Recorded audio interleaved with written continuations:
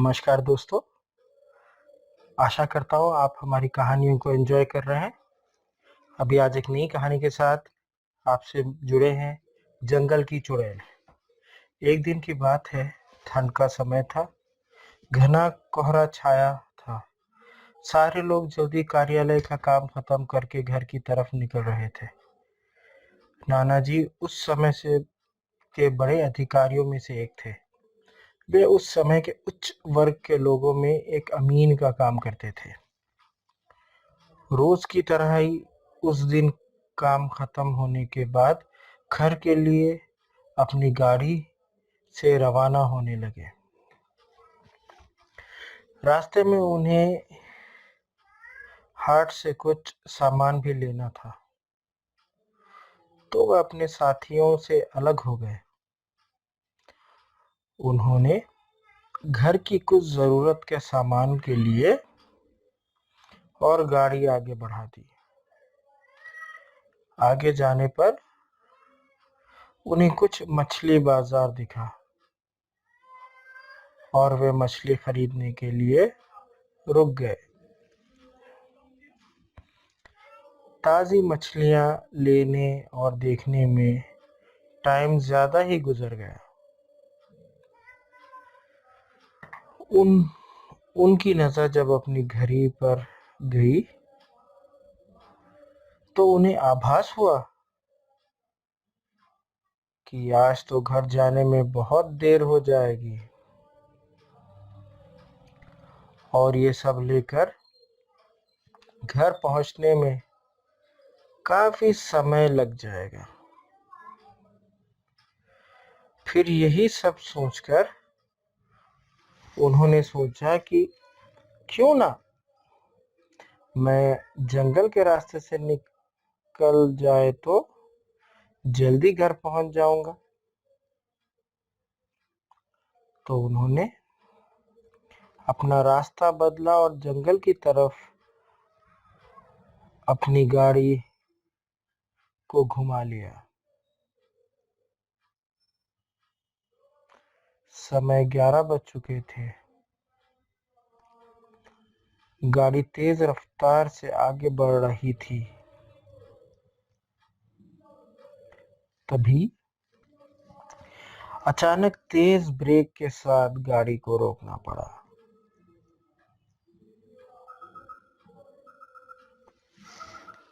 उनकी गाड़ी के आगे एक औरत जोर से रो रही थी। उन्होंने सोचा कि इस वीराने में ये औरत क्या कर रही है। उन्हें लगा कि कोई मजदूर की पत्नी होगी जो नाराज होकर घर छोड़कर जंगल में भाग आई है। तब उन्होंने उससे पूछा कि यहाँ जंगल में तुम क्या कर रही हो। लेकिन उसने कोई जवाब न देकर और जोर से रोने लगी।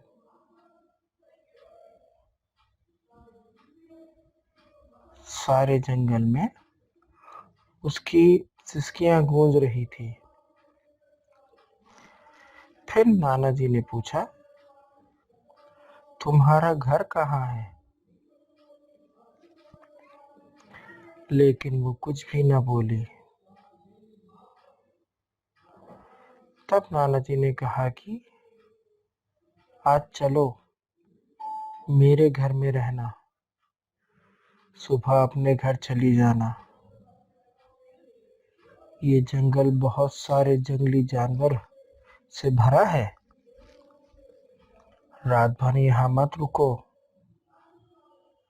चलो आज मेरे घर में सबके लिए खाना बना देना और कल सुबह अपने घर चली जाना।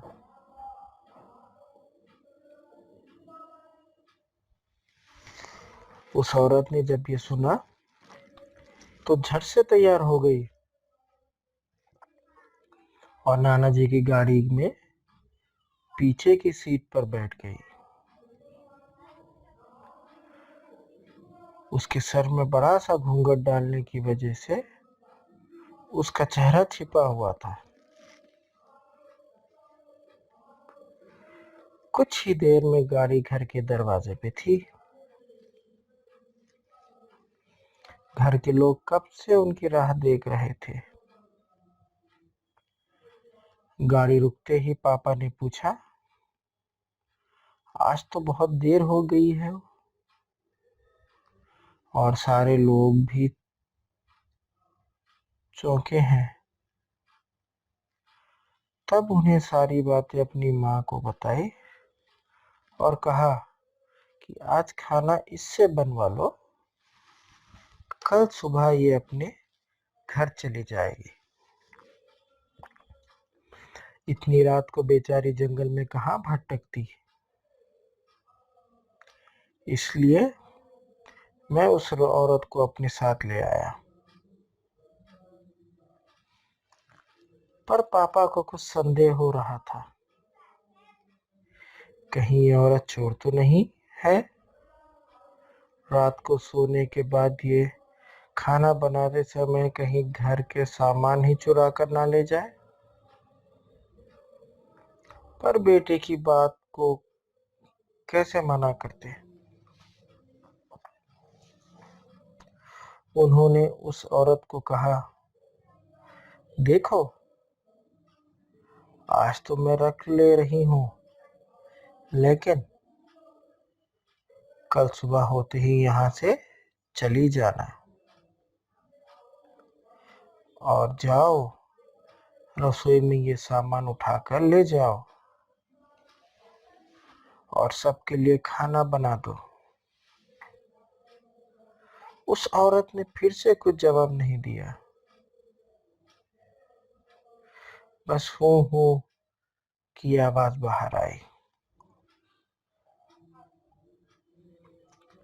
और वो औरत सारा सामान लेकर माँ के पीछे बहुत दूर चल दी। रसोई में सारा सामान रखवा कर माता जी ने उसे खाना जल्दी बनाने को सख्त हिदायत दी और वहां से चली आई। लेकिन माता जी का मन कुछ परेशान सा था, लेकिन साथ ही वो उस औरत का चेहरा देखने की कोशिश कर रही थी।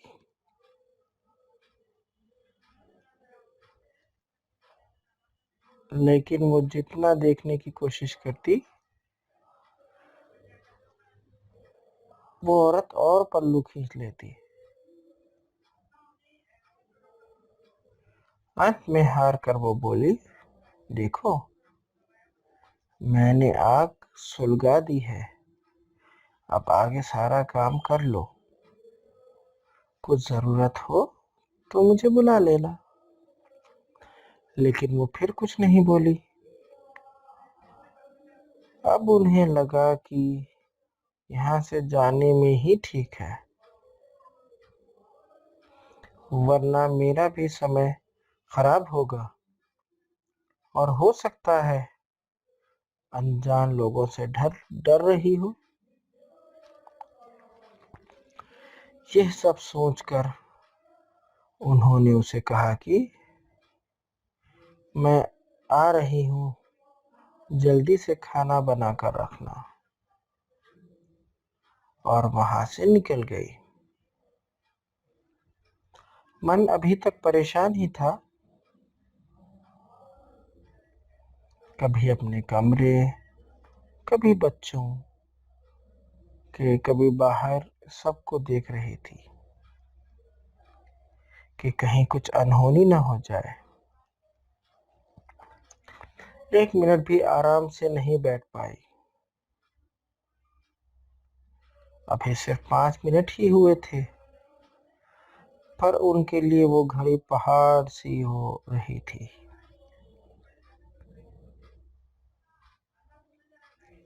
समय बीत ही नहीं रहा था। 8 मिनट बड़ी मुश्किल से गुजरे। और वह तुरंत ही कुछ सोचकर रसोड़े की तरफ दौड़ी।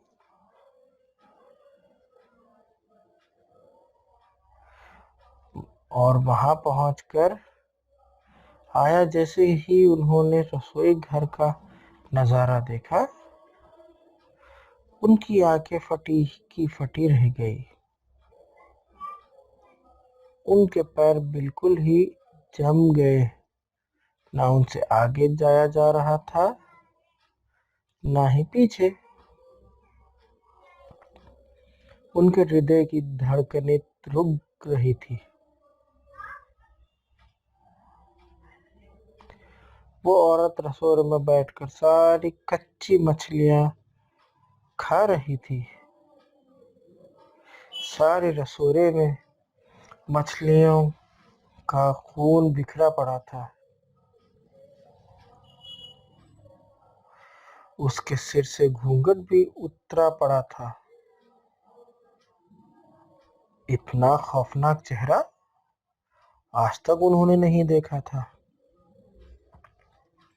बाल, नाखून सब बड़े हुए थे। मछलियां खाने में मगन होने की वजह से उसे कुछ ध्यान भी नहीं था।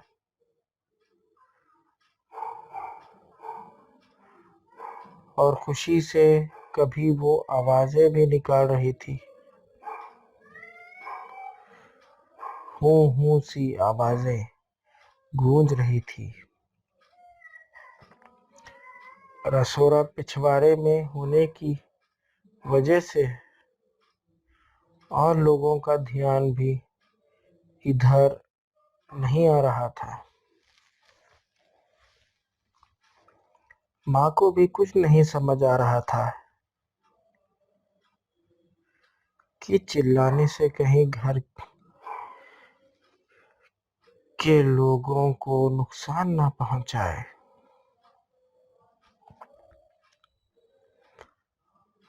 वो चुड़ैल से अपने घर वालों को कैसे बचाए, उन्हें समझ नहीं आ रहा था।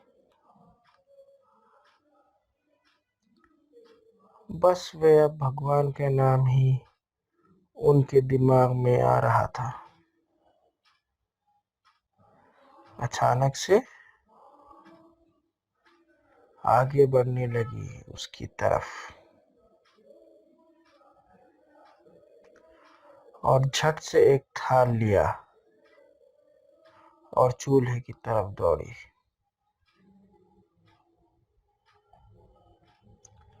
उस चुड़ैल की नजर भी पापा पर पड़ चुकी थी, तो वो भी कुछ सोच कर उठी अपनी जगह से। माँ कुछ भी देर नहीं करना चाहती थी। उन्हें पता था कि आज अगर जरा सी भी लापरवाही हुई तो अनहोनी हो जाएगी। उस चुड़ैल के कुछ करने से पहले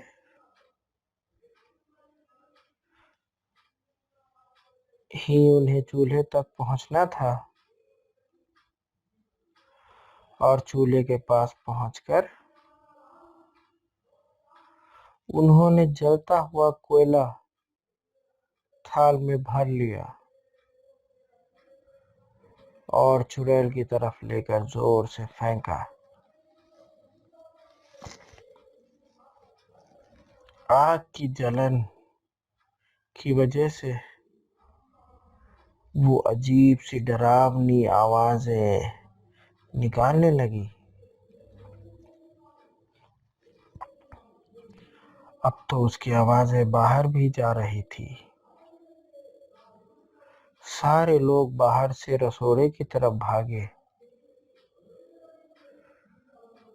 वह चुड़ैल जोर से हूं जोर की आवाज निकाल रही थी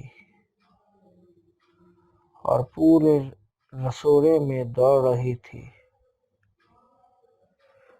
और माताजी को पकड़ना भी चाह रही थी। लेकिन अब सारे लोग रसोड़े में आ चुके थे। काफी लोगों की भीड़ देखकर वो और भी ज्यादा डर गई थी। लोगों की भीड़ को ठहरती हुई वो बाहर जंगल की तरफ भाग गई और सारे लोग ये मंजर देखकर डरे सहमे से खड़े थे और मन ही मन माता जी की हिम्मत की दाद दे रहे थे। तो ऐसे छूटा चुड़ैल से पीछा। तो दोस्तों, आपको ये कहानी कैसे लगी हमें कमेंट में बताइए। हमारे चैनल को सब्सक्राइब कीजिए, लाइक कीजिए, कमेंट कीजिए और शेयर कीजिए ज़्यादा से ज़्यादा अपने फ्रेंड्स के साथ। मिलते हैं आपसे अगली स्टोरी में। Thank you very much.